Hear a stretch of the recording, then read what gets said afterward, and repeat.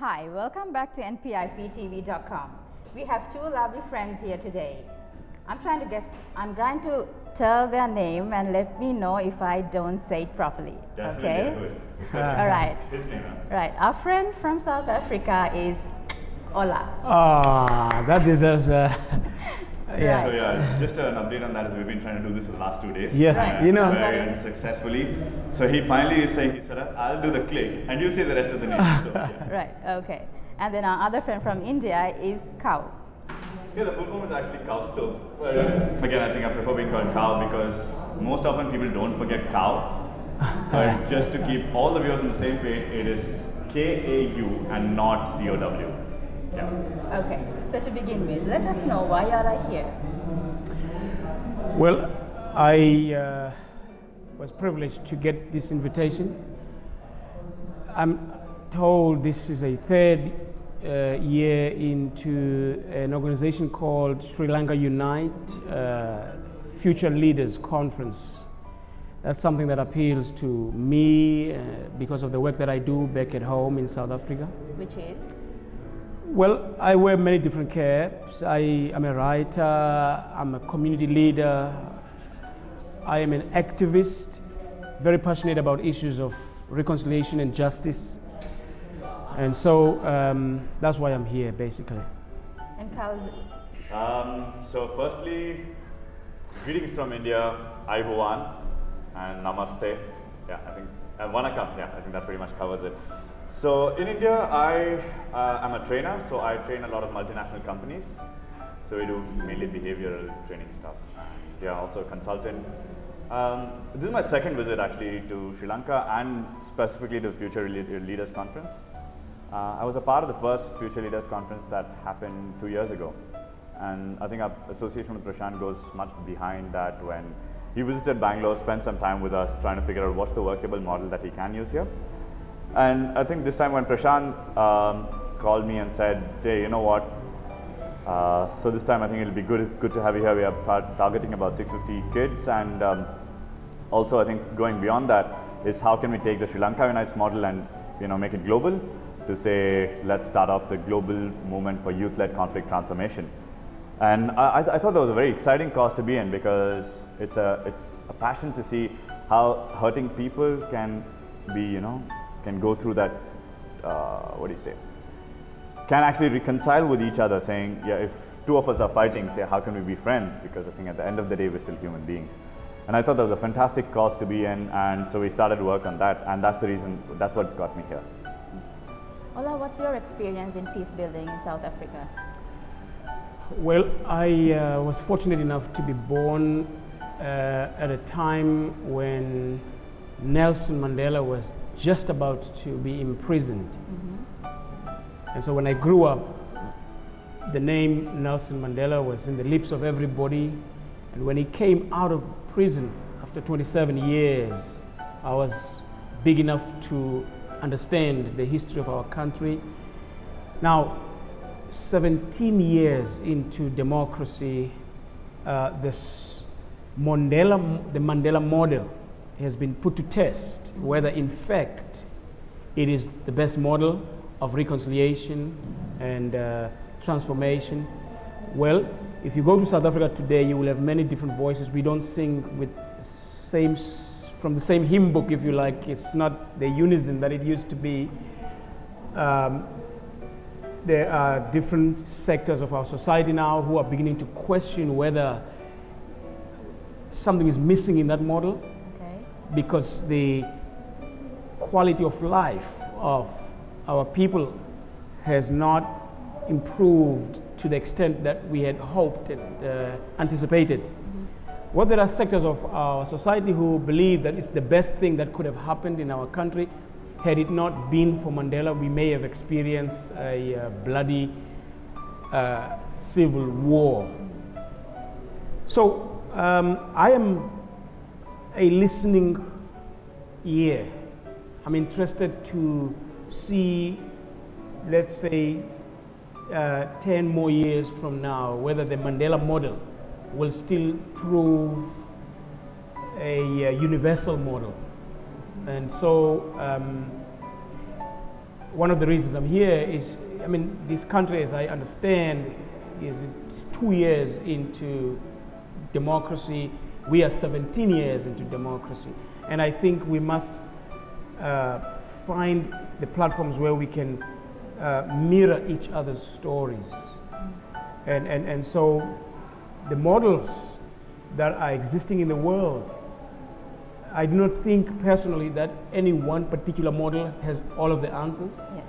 I think perhaps the emerging generation needs to sit around the table and say what has worked in South Africa, and take aspects of that model that work. What is it that has worked in Sri Lanka? Take aspects of that. And maybe it's an opportunity for us to develop a new model that can serve the current generation of human beings. So basically tailor-made it to the Correct. problem. Yeah. Kind of thing. Correct. I think I'll just like to take up from where Kola just stopped. See, I still can't say your name, man. Yeah, you say that and I'll say Ola after that. So, Ola. Anyways, There you go. so picking up from where he stopped is, I think one of the strongest things that's happening right now is while the Future Leaders Conference, where all the kids are going through some phenomenal teachings and activities and getting to bond with the other kids and from different ethnicities, I think there's a parallel conversation that's happening as well. And that parallel conversation is about how do we build a global community of young leaders, which will see how we can engage the youngsters, the youth, which is, I think, the majority of the population worldwide now, into a lot more, how can I put it, constructive way of building countries and slowly, eventually achieving, you know, helping the underprivileged people who don't have all the things that they can probably have, improving their quality of life, if I may say so. And I think that's probably what our biggest responsibility has been here is, as Kola said earlier, is how can we take different models across the world and come up with something which can, you know, something which is a lot more innovative, a lot more creative. Yeah, because the world is changing. Absolutely. I think the Mandela model was 17 years ago. I think it was perfect yeah. when it happened. Exactly. I totally agree on that. And again, much before that, the Gandhian model that was there, which got independence for India, I think that was perfect 61 years ago. But it might not work now. It may work, but I think the crucial part is how does that model also move dynamically? What components of that? Yeah, so you have the skeletal structure. Relevant today, you know. Yeah, so we have the skeletal structure in those models, but how do we build the meat around it is, I think, the biggest challenge we're facing. Sure. So, I mean, there are like peace and reconciliation work that's happening worldwide, but it's happening in small brackets. And if you're looking at a peaceful world, and I think this is the right time because September 21st happens to be the World Peace Day. So I think if you have to really get to that, I think the most beautiful part is saying how do different organizations that are working will actually come under one bracket, who are like, it creates an open network which can share different things. Sure. And I think that's probably what the conversation Kola and I were having this morning is how do we build partnerships, how do we build networks, collaborative approaches. So. And I don't think anybody opposes the concept of peace per se. Yeah. Everybody wants to be in a peaceful environment, raise children in a safe environment, access to the best schools and basic necessities of life.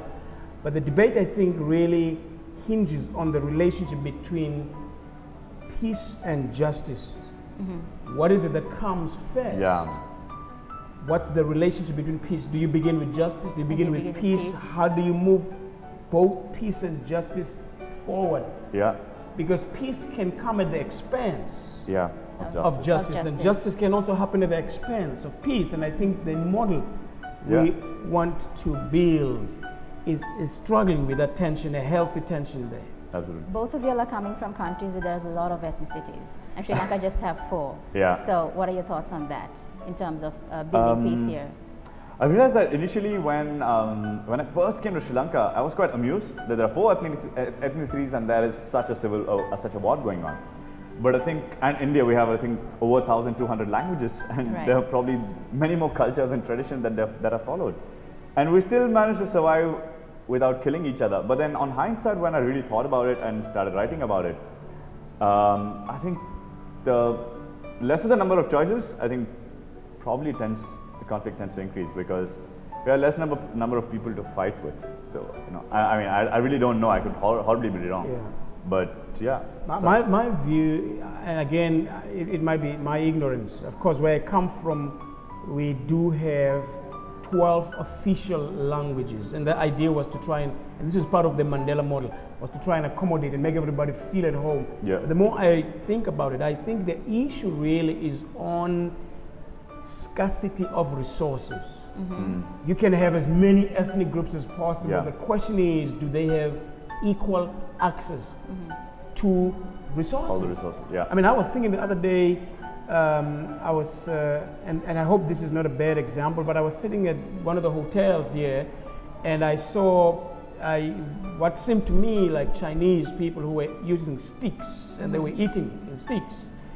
And immediately I went on Facebook, I said, now if you find an African using sticks, the chances are that will be regarded to be as backward. Oh, right. All Okay. right. Okay. But it's Chinese people. In fact, there are people in some elite group, elite environments who are emulating that. So my thinking is that if economically you are in a position of strength, your culture, your language, your everything about you suddenly is elevated. Yeah. What Absolutely. is seen as backwardness in one culture is seen as progress in another culture, simply because, you know, economically, Yeah. people people take you seriously If you're economically better if off. you are economically Better off. stable. So it seems to me that the issue around the world, wherever you go, is whether You have enough resources. you have enough resources. So I think a little more than that is Jimmy Carter had made this comparison in terms of. Sorry, I think are we going too much That's off okay. track? Is that No. all right?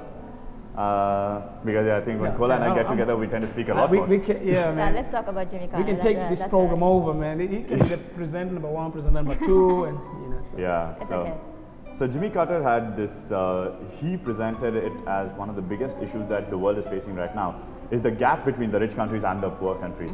In fact, in the 1830s, the gap was 1:4. The ratio was 1:4, and today, I think in 2002 to 2003 is when the last thing was done. The gap is 1:75. It's getting wider. Yeah.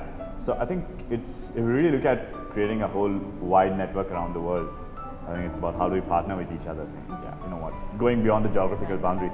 And that's why I think Sri Lanka and what they're doing, the Future Layers Conference, is just phenomenal.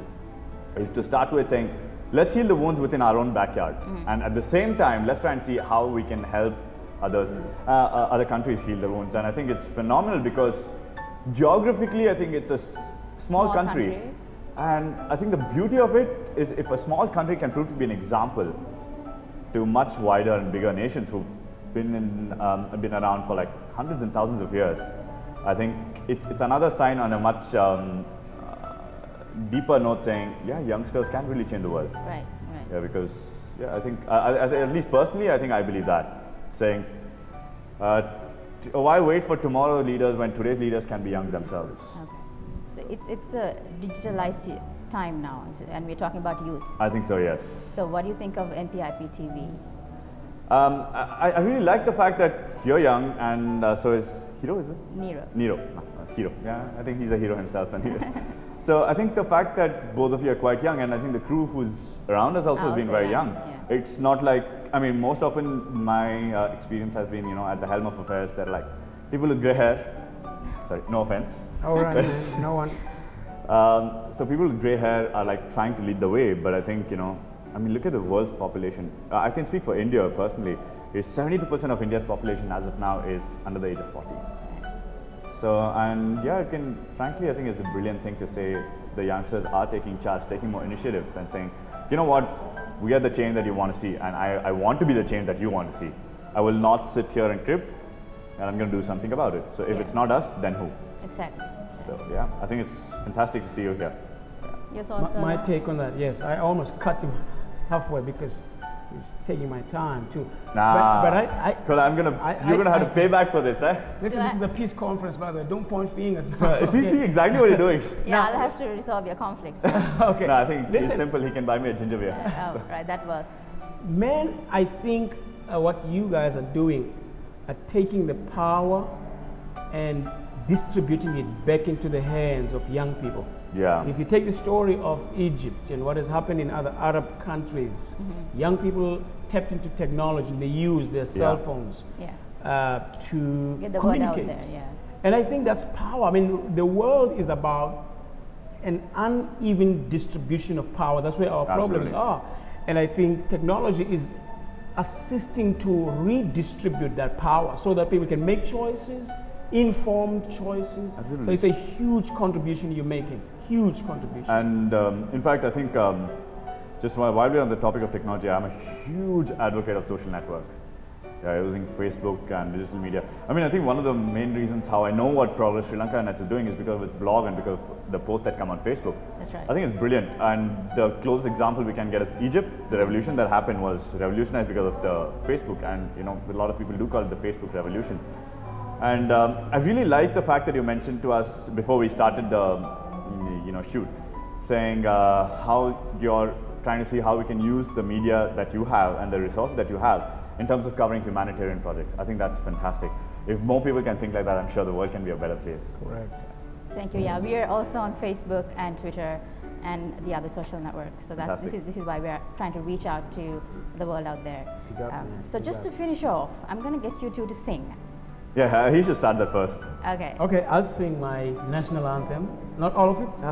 This is familiar to most people in the world because we hosted the World Cup just last year. So it will be a song that's easy to remember. It's a prayer that was written by a teacher way back in 1906. It is sung by most countries in sub-Saharan Africa. So let's go. Gosisikeli Africa Malupaganisu pondolwayo izwa imitandazo yetu gosigelela. Wow. Fantastic. What does it mean? God bless Africa. Fantastic. You want to? Yeah, I think I'll do the same thing as well. I'll just take his cue. But if it's all right, can we just stand up so that just respect? We are having our mics. Oh, okay. Oh, yeah. So we can't stand up? Oh, Can we mics, stand man. Oh, I don't think we can do that. We are technologically challenged. Yeah, see, that's the negative aspect of technology, I guess. But that's okay. We do have respect. I know. Yeah. Jana Gana Mana Adinayaka Jaya He Bharat Bhagya Vidhata Punjab Sindh Gujarat Maratha Dravid Utkala Vanga Vindhya Himachala Yamuna Ganga Uchchala Jaladhitaranga Tava Shubha Name Jage Tava Shubha Ashisha Mange Gahe Tava Jaya Gata. Yeah, so I think there's a little bit continuation to it. So. Thank you very much. Pleasure. Thank you very much to both of you all coming to Wonderful. NPITP. Great. Ibuan. Abuan.